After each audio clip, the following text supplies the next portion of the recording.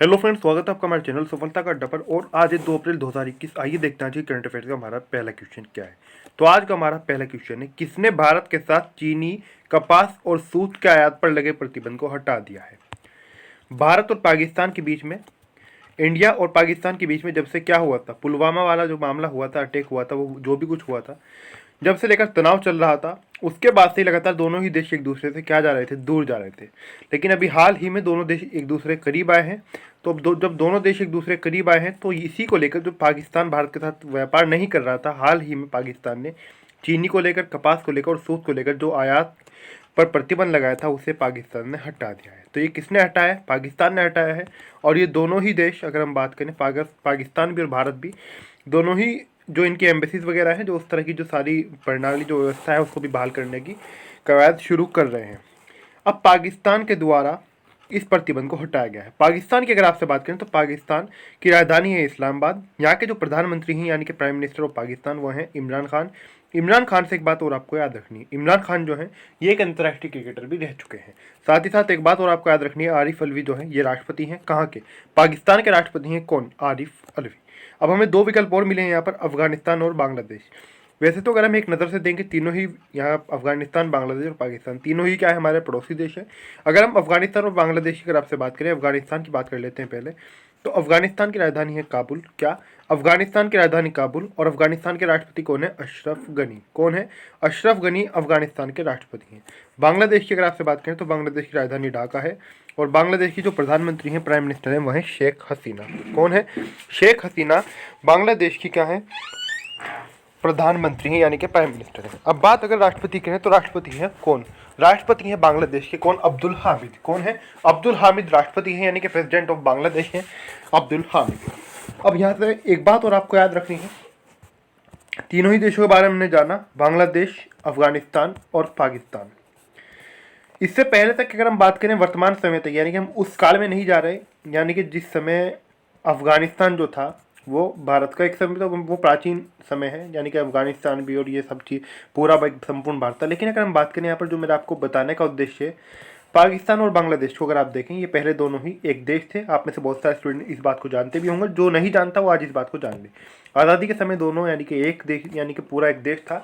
फिर बाद में जब युद्ध हुआ तो भारत की सहायता से शेख मुजीबुर रहमान, जो बंगबंधु मुजीबुर रहमान है, जो जिनको बांग्लादेश का राष्ट्रपिता कहा जाता है, उनके द्वारा जब इस पाकिस्तान के खिलाफ आंदोलन चलाया गया, यानी कि भाषा को लेकर, तो फिर बांग्लादेश उससे आज़ाद हुआ और एक नया देश अस्तित्व में आया, बांग्लादेश।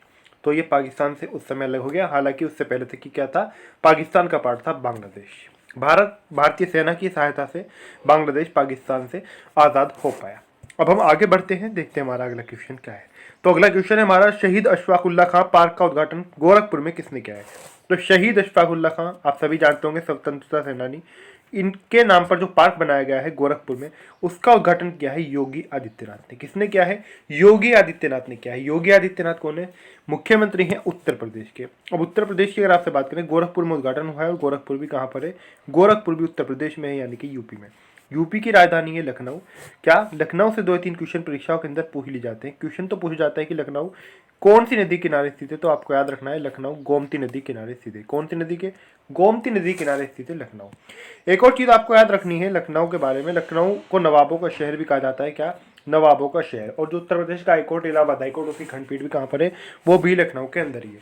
अब हम यहाँ पर अगर हम बात करें आपसे विकल्पों के बारे में, यानी कि ऊपर जो हमें विकल्प दिए गए हैं, आनंदीबेन पटेल, योगी आदित्यनाथ, अखिलेश यादव। योगी आदित्यनाथ जो वर्तमान में सीएम है, आनंदीबेन पटेल वर्तमान में क्या है? गवर्नर है, यानी कि राज्यपाल है उत्तर प्रदेश की। अखिलेश यादव की अगर आपसे बात करें तो अखिलेश यादव क्या है? ये पूर्व क्या रह चुके हैं? ये सीएम रह चुके हैं यूपी के। अब यहाँ पर थोड़ा सा हम नीचे देख लेते हैं, तो ये बीजेपी से हैं और बीजेपी यानी कि भारतीय जनता पार्टी की यहाँ पर सरकार है। अगर बात करें आपसे राज्यपाल के बारे में, तो राज्यपाल है यहाँ की कौन? आनंदीबेन पटेल, यानी कि गवर्नर ऑफ उत्तर प्रदेश।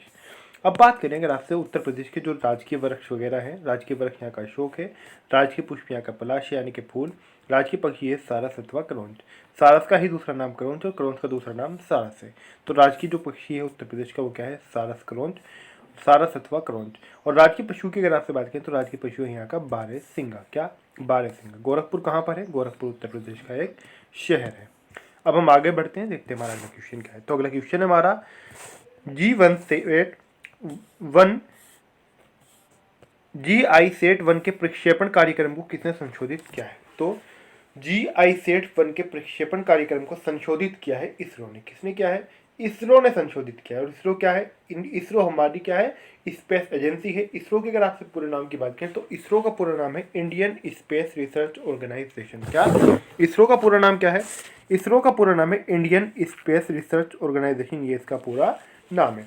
इसरो की स्थापना की अगर आपसे बात करें तो इसरो की स्थापना हुई थी 15 अगस्त 1969 में, यानी कि 15 अगस्त 1969 में। और इसरो का जो मुख्यालय यानी कि हेडक्वार्टर वो कहाँ पर है? बेंगलुरु में। कहाँ पर? बेंगलुरु।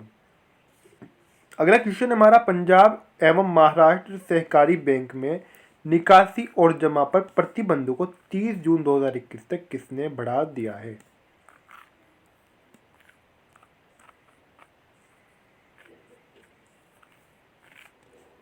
तो ये बढ़ाया है RBI ने, यानी कि रिजर्व बैंक ऑफ इंडिया ने, यानी कि भारतीय रिजर्व बैंक ने। तो भारतीय रिजर्व बैंक ने बढ़ाया है। अब भारतीय रिजर्व बैंक की अगर आपसे बात करें तो इसकी स्थापना हुई थी 1 अप्रैल 1935 को कोलकाता में। कहाँ पर? 1 अप्रैल 1935 को इसकी स्थापना कोलकाता में हुई थी, लेकिन इसका मुख्यालय कहाँ पर है? मुंबई में। तो स्थापना कोलकाता में हुई, मुख्यालय कहाँ पर है? मुंबई में। अब ये एक हुआ कैसे? देखिए, कोलकाता में इसकी स्थापना हुई 1935 में। 1937 में क्या किया गया है? लगभग 2 वर्षों बाद 1935 के इसको स्थानांतरित कर दिया गया, यानी कि इसको शिफ्ट कर दिया गया कोलकाता से मुंबई। तो अगर आपसे परीक्षा के अंदर क्वेश्चन पूछ जाए कि स्थापना कहाँ पर हुई तो कोलकाता, और पूछा जाए कि मुख्यालय कहाँ पर है तो मुंबई।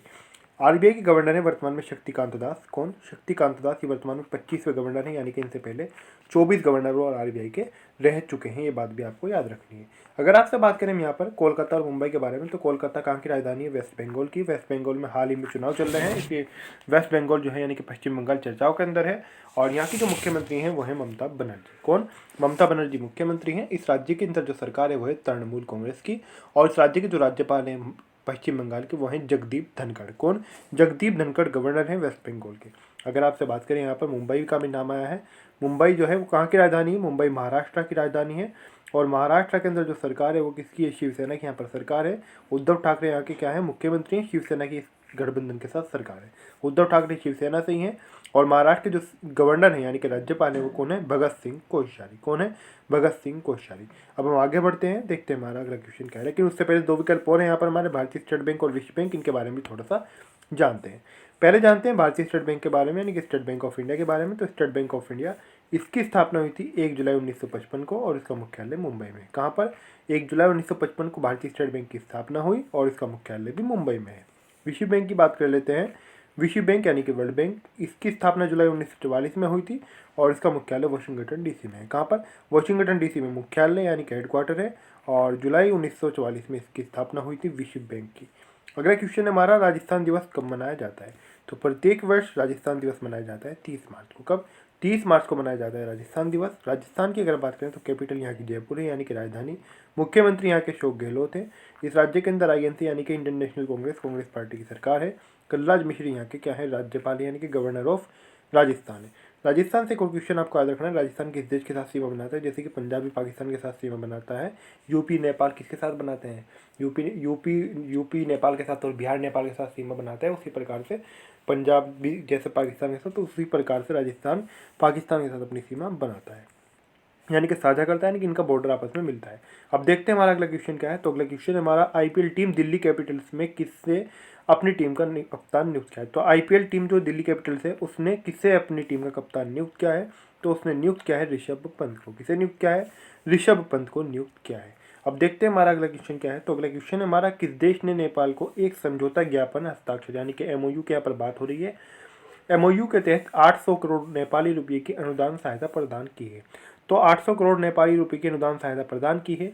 ये किसने की है? तो ये नेपाल को भारत ने प्रदान की है। अब भारत ने प्रदान की है तो भारत के बारे में आप सभी जानते हैं। यहाँ पर हम बात कर लेते हैं नेपाल की।